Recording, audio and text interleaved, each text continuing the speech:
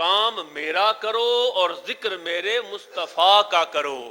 کام میرا، یہ جو میں نے نوکریاں ڈیوٹیاں ان کی گن کی آپ کو بتائیں، چند ایسے ہلکی سی چند نوکریاں ان کی، چند ڈیوٹیاں.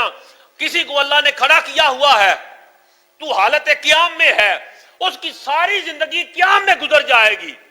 کوئی رکوع میں ہے تو وہ ساری زندگی رکوع میں ہے، کوئی سجدے میں ہے تو وہ ساری زندگی سجدے میں ہے. کوئی تسبیح کر رہا ہے، کوئی تکبیر کر رہا ہے، کوئی تحمید کر رہا ہے، ارے کوئی اپنے اپنے ذکر میں ہے.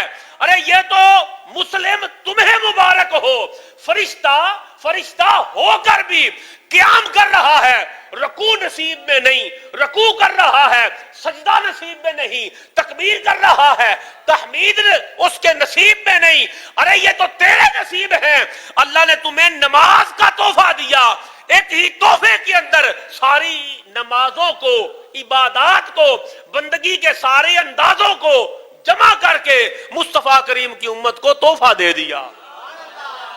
اب جب بندہ کھڑا ہو کے نماز پڑھتا ہے، فرشتہ بھی رشک کرتا ہے، قابل رشک. ایک ہوتا ہے اسد، ایک ہوتا ہے رشک.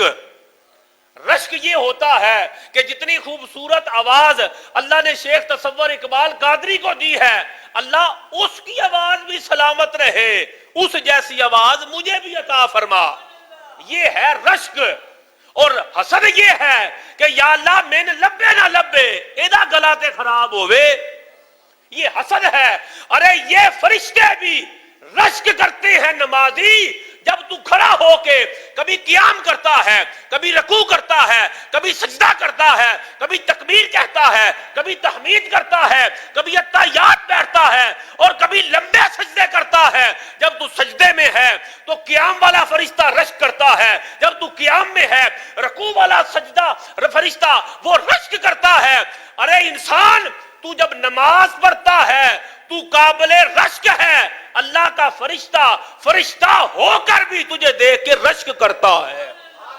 وہ کہتا ہے کاش میں انسان ہوتا اور میں مسلمان ہوتا اور مصطفیٰ پاک کا غلام ہوتا اور مجھے نماز نصیب ہوتی.